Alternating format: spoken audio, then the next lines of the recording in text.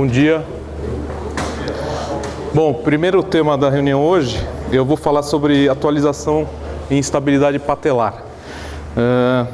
É um tema bastante complexo, visto que a patologia da instabilidade patelar pode se apresentar de várias formas, desde um paciente com anatomia completamente normal e uma luxação traumática aguda da patela, até um paciente com várias displasias ósseas, tróclea, patela, altura da patela, uma série de alterações e com uma instabilidade habitual em todos os movimentos de flexo-extensão ou eventualmente até inveterada, e obviamente o manejo desses pacientes são diferentes. Então, a grosso modo, a gente pode dividir a instabilidade patelar em traumática, em recorrente, em extensão, habitual, em flexão, inveterada ou permanente e congênita. O grosso dessa aula, eu estou focando na instabilidade traumática e recorrente para não gerar nenhuma confusão e não generalizarmos o que eu vou falar aqui para as outras instabilidades mais complexas. A gama de alterações anatômicas que a gente encontra vão desde dos fatores predisponentes considerados principais na instabilidade patelar, como a patela alta, a displasia da tróclea, o ângulo Q aumentado e o tilt patelar, até outros menos valorizados, como a displasia patelar, rotação dos membros inferiores, frouxidão e insuficiência ligamentar ou desbalanço muscular. Frente a essa variedade de deformidades e particularidades anatômicas, existem vários procedimentos descritos: realinhamentos proximais e distal, release, trocoplastia, correção da altura patelar, alongamento, reconstrução ligamentar, entre outros. Devido a essa complexidade, o cirurgião pode se ver à frente de um dilema: ou ele faz uma simplificação e faz sempre a mesma coisa para todos os pacientes, ou ele pode incorrer em excessos e tentar querer corrigir tudo sempre, ou chegar no meio termo, que na verdade é o mais difícil. O tratamento sensato da instabilidade patelar depende da gente conseguir responder algumas questões com clareza e segurança. Quando operar esse paciente? Para isso, a gente precisa saber se operar funciona e se os riscos quais são os riscos da cirurgia e que técnica indicar. Eu preciso definir os principais fatores anatômicos daquele paciente e que técnicas corrigem quais alterações. Mais ou menos essa vai ser a estrutura da minha apresentação. Operar funciona? Uma revisão sistemática sugere que o tratamento conservador seja feito ou indicado, exceto se houver uma fratura osteocondral, uma lesão significativa do ligamento patelofemoral medial, uma patela subluxada lateral em extensão em relação ao joelho contralateral e após a falha do tratamento conservador ou recidiva. Quando a gente pega uma luxação aguda da patela, como esse caso, o que é uma lesão significativa do ligamento patelofemoral medial? Como a gente quantifica isso? Isso acontece em praticamente todos os pacientes. Você pode considerar uma luxação, uma lesão significativa desse ligamento. O índice de reluxação no tratamento conservador é muito grande, varia de até 50%, 60% em adultos e um índice até maior em crianças. Que estudos comparativos a gente tem de bom nível de evidência? Basicamente, a gente só tem isso em luxação aguda ou traumática. Os estudos nível 1, eu estou citando dois aqui da casa, mas existem outros. Nesse primeiro estudo, foi feito o reparo do ligamento patelofemoral medial, não a reconstrução em lesões agudas. No grupo cirúrgico, não tivemos nenhuma recidiva, e no grupo conservador, 50% de recidivas. No outro trabalho foi feita a reconstrução do ligamento patelofemoral medial em lesões agudas, não o reparo. De forma similar, tivemos nenhuma recidiva no grupo cirúrgico e 40% de recidivas no grupo conservador. Outros dados corroboram isso na instabilidade crônica, apesar da gente não ter estudos nível 1 prospectivos e randomizados. Separei três aqui revisões que juntaram um número significativo de pacientes que a gente vê aqui, e basicamente o índice de recidiva a gente vê em torno de 3,2, 2,6, 4,3, um índice em geral, abaixo de 5% de recidiva no tratamento cirúrgico. Então, é um procedimento eficaz, apesar de que ainda faltam alguns trabalhos prospectivos para afinar a melhor técnica e o tipo de paciente. Os riscos do tratamento cirúrgico, quais são? Tudo, quando a gente pensa em cirurgia, a gente tem que pesar os prós e os contras e balancear os riscos e os benefícios. Os pontos principais, no caso da instabilidade patelar, é que a gente tem um tratamento conservador com resultado inferior, pelo menos no que a gente considera o índice de recidivas, e os riscos do tratamento cirúrgico, a gente tem que avaliar quais são. O principal argumento para não indicar uma cirurgia, por muitos cirurgiões de joelho que a gente discute por aí, é o risco de progressão para artrose, o medo de progredir para artrose. Porém, a gente tem que lembrar que a displasia da tróclea, a displasia da patela, a instabilidade patelar são fatores de risco isolado para a artrose, desenvolver artrose patelar. Isso não merece um tratamento, mesmo que seja isolado? Os estudos que são mais citados, que induzem, que o tratamento cirúrgico induz a artrose na articulação patelofemoral. Eu separei aqui os principais, os estudos são mais antigos e as técnicas, quando a gente vai avaliar as técnicas realizadas, envolvem o tensionamento medial, o avanço proximal, como era feito há um tempo atrás, e a transferência medial e distal da TAT, tá? Não só medial. Isso promove o aumento das pressões na articulação patelofemoral. Então, esse procedimento de Hauser é muito utilizado, em vez de só medializar, solta o fragmento e reinsere ele na cortical medial da tíbia. Se a gente lembrar que a tíbia é triangular, a gente está posteriorizando a inserção do tendão patelar. Isso aumenta a pressão na articulação patelar. O avanço medial, como descrito aqui por Insel, por exemplo, vocês podem imaginar que transferir a inserção muscular de medial para lateral na patela pode gerar um aumento grande nas facetas articulares. O avanço proximal ele é menos realizado hoje porque ele realmente aumenta as pressões de contato. Esse é um estudo de cadáver, essa curva aqui sobe mais aqui em relação à pressão articular, em torno de 20 a 30 graus de flexão, é o grupo que fez o avanço. Tá? Um outro estudo randomizado, prospectivo randomizado, avaliou 88 pacientes e comparou a aplicatura medial com a reconstrução do ligamento patelofemoral com a técnica que a gente faz hoje. E os piores resultados funcionais e houveram mais recidivas no grupo de avanço. Então, basicamente, a gente não faz mais avanço do vasto medial. Pelo menos não da forma indiscriminada que era feito antigamente. Esse é um trabalho mais recente, com uma técnica mais recente, que fez um segmento de 24 joelhos num período de até 12 anos, e o índice de artrose, de progressão para artrose, foi baixo. E a gente tem que lembrar aquilo que eu falei, que os outros fatores associados na instabilidade patelar também aumentam o risco de progressão para artrose. Então, hoje a gente não considera que a progressão para artrose é um fator importante, muito pelo contrário, a cirurgia até evitar esta progressão. Essa é uma revisão sistemática que fez um pool de 510 pacientes e basicamente essas são as complicações que a gente mais vê na cirurgia. Disfunção de quadríceps, sinal de apreensão positivo, mesmo que sem a instabilidade positiva, dificuldade de ADM, mas todas as complicações, a maior parte delas são reversíveis ou corrigíveis com a fisioterapia e com acompanhamento, e nenhuma delas ultrapassa 10%.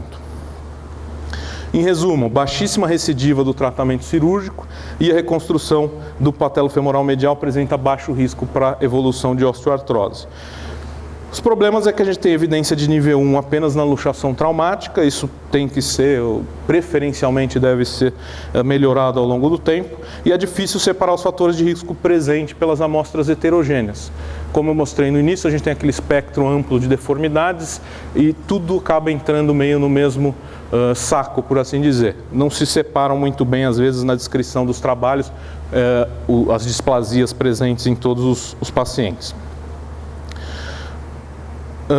Passando para, então, considerando que a gente vai indicar o tratamento cirúrgico, como a gente vai definir os principais fatores anatômicos desses pacientes? Basicamente, a gente busca responder se o paciente tem frouxidão medial, virtualmente todos têm, que a gente indica a reconstrução do patelofemoral medial, que hoje já é amplamente reconhecido como o principal estabilizador ligamentar individual, vamos dizer assim, o principal estabilizador individual da patela. Se a gente tem um TAGT aumentado, que na verdade é uma medida indireta do ângulo Q, aumentado, a gente indica a medialização da TAT. A patela alta, a gente pode indicar o abaixamento da TAT, correção da altura patelar. Na displasia da tróclea, pode ser indicada a trocleoplastia. Quando existe um retináculo lateral tenso com tilt patelar fixo, a gente indica o release lateral. E o encurtamento do mecanismo extensor, principalmente nos casos de instabilidade e inflexão, a gente indica o alongamento do mecanismo extensor. Então, basicamente, é isso que a gente tem que buscar a grosso modo. Como a gente pode avaliar e chegar à conclusão que esses fatores estão presentes? O principal, não vou dizer o principal, não é o único, mas ele é fundamental, é o exame físico. Ele deve ser padronizado e deve ser feito de forma detalhada. Há algum tempo, já deve ter uns 2 anos, 1 ano e meio pelo menos, a gente instituiu um protocolo onde 2 ortopedistas fazem avaliação desses pacientes e respondem um questionário longo sobre todos os fatores associados, encurtamento muscular, deformidades, hiperfrouxidão ligamentar, posição da patela, arco de movimento, e a gente está criando esse banco de dados. Hoje a gente já tem mais de 30 pacientes incluídos para fazer um banco de dados para pesquisa, e a gente vai tentar buscar quais os itens do exame físico são mais, vamos dizer assim, polêmicos ou menos reprodutíveis. Radiografias são exames baratos e com pouca radiação, e a maior parte dos índices foram criados ou pelo menos padronizados para uso em radiografias. Então, a classificação de de Jour na displasia da tróclea, a gente faz basicamente, ou pelo menos inicialmente, radiograficamente, a altura patelar, e o tilt patelar pode ser medido num axial de patela. Esse é um exemplo extremo que a gente vê, um índice de Catton de 1,8 com limite normal até 1,2, tá? O problema das radiografias são que as classificações categóricas, ou seja, presente ou ausente, ou tipo A, tipo B, tipo C, eles simplificam um pouco a deformidade. Por exemplo, na altura patelar, esse caso é um extremo, mas a gente poderia ter uma patela limítrofe que tenha mais ou menos contato da cartilagem com a tróclea. Isso deve ser valorizado e a gente não tem essa ideia muito bem na radiografia. E não permite avaliação rotacional. A tomografia ganhou muito destaque nos últimos anos, principalmente no advento aí da tomografia, e acabou se tornando o padrão, até considerado o gold standard na avaliação da instabilidade patelar. Ela permite a medida da TAGT, que é essa medida indireta do ângulo Q, com o joelho em extensão, que a radiografia não permitia. O problema dela é muita radiação, e a visualização da cartilagem é pobre, da parte cartilagínea e da parte tendínea. Então aqui é só um exemplo de como a gente mede o TAGT, né? Uma linha perpendicular aqui ao eixo posterior dos côndilos que passa no fundo da tróclea, outra paralela que passa na parte mais anterior da TAT, e a gente mede essa distância horizontal. Quanto mais lateralizada a inserção do tendão patelar, maior, vamos dizer assim, o vetor para a luxação lateral da patela.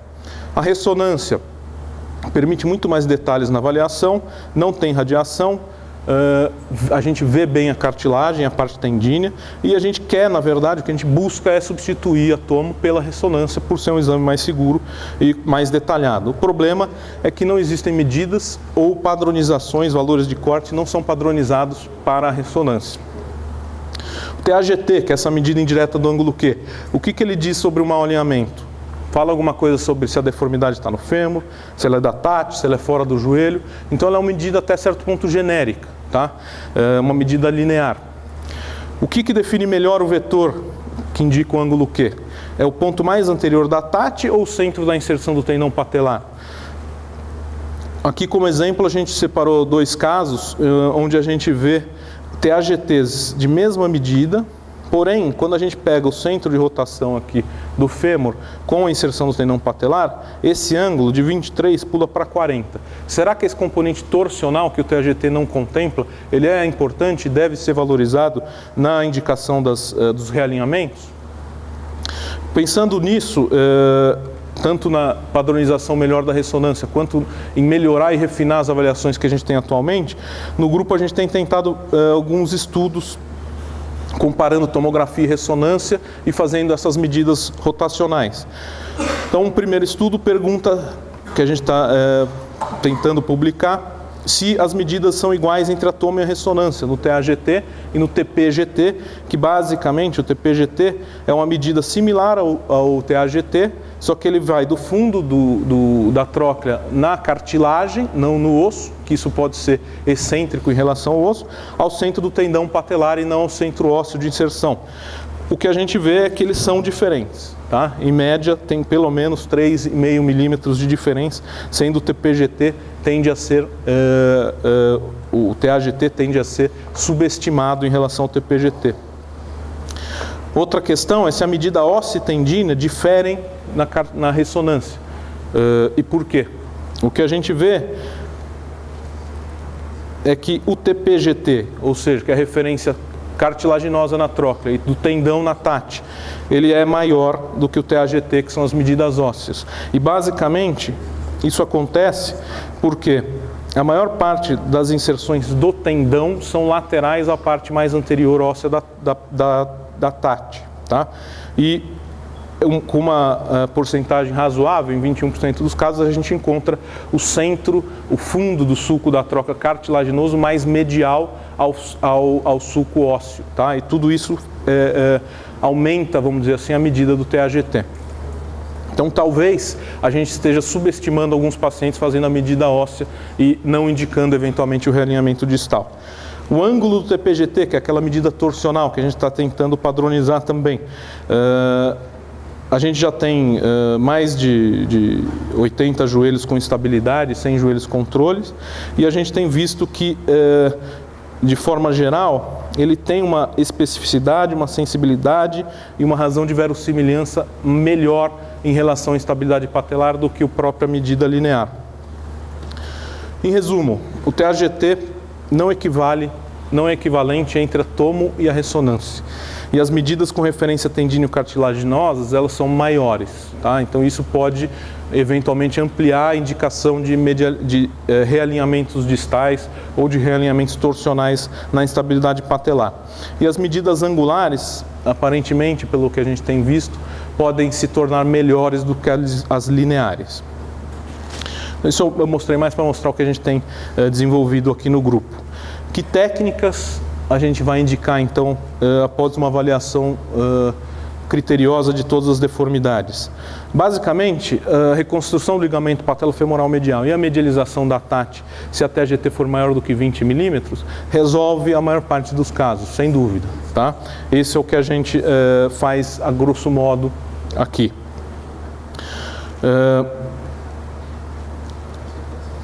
Esse aqui é um exemplo da cirurgia.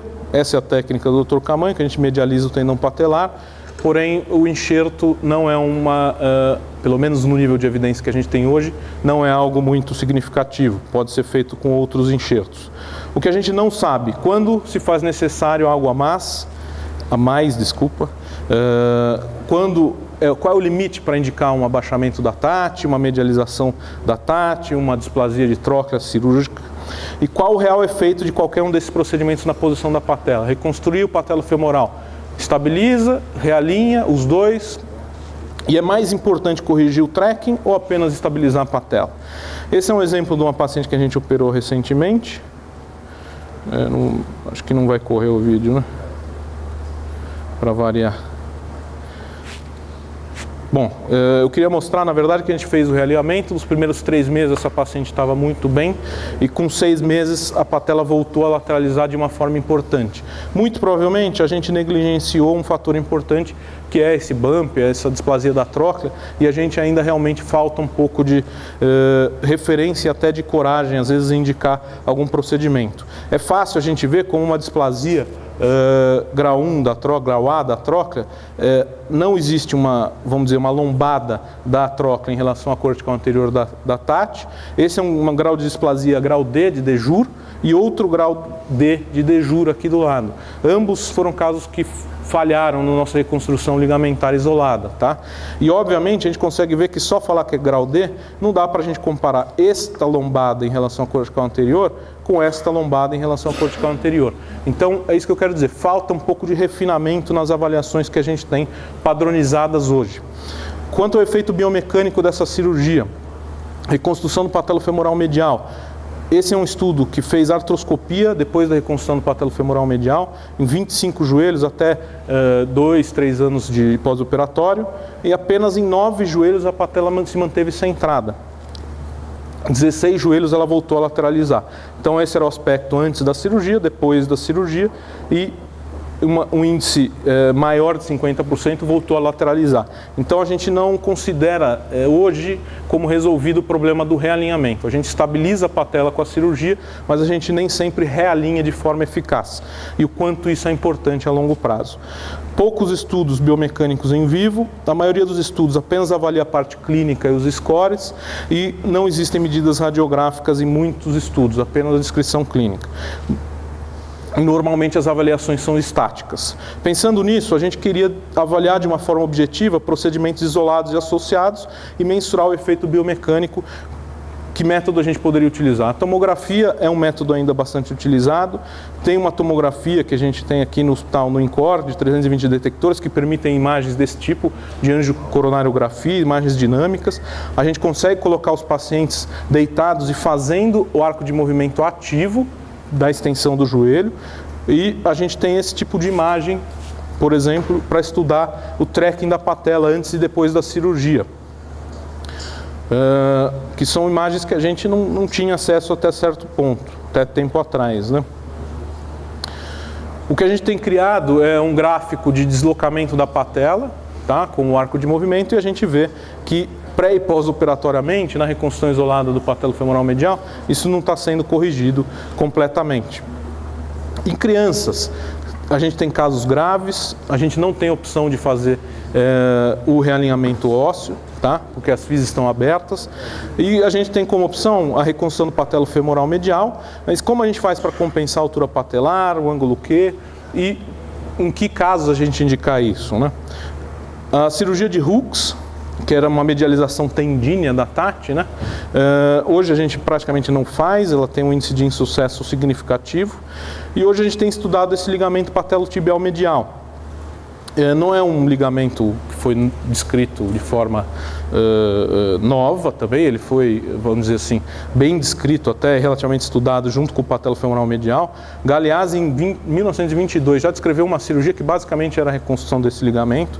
É um ligamento que não é virtual, a gente consegue visualizar em ressonâncias, tá? Tanto o ligamento patelo-tibial e o patelo-meniscal. E os estudos mais recentes, biomecânicos, mostram que realmente em extensão, como visto inicialmente, ele não é significativo, ele é um estabilizador secundário na patela. Mas em flexão, você vê que o índice aqui de rotação, do tilt e até do shift patelar, é um índice bastante importante na participação do patelo-tibial medial. Então ele tem um estabilizador secundário em extensão, uma importância maior na flexão. Ele regula a altura e a lateralização da patela em contrações do quadríceps e pode corrigir o tilt patelar dinamicamente. Ele também, de certa forma, medializa o vetor de inserção tibial. Essa é uma descrição mais antiga do Marcati, do Stefanini, que fizeram essas cirurgias. E a gente tem indicado em pacientes jovens, com físia aberta, patela alta, lateralização excessiva da patela com a contração do quadríceps, instabilidade em flexão, e nesses casos de físia aberta. A gente consegue fazer a reconstrução do patelo-femoral medial com o tendão quadricipital e a do patelo-tibial medial, que acontece isso aqui, não. Esse é o aspecto final do tendão patelar, com uma tira do tendão patelar para medial, e a gente já tem 7 casos operados e estamos pretendendo publicar isso em breve.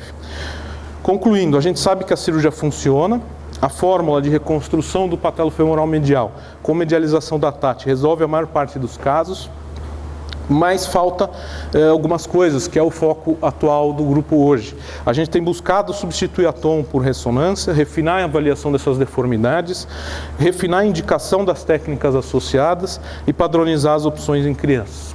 Obrigado.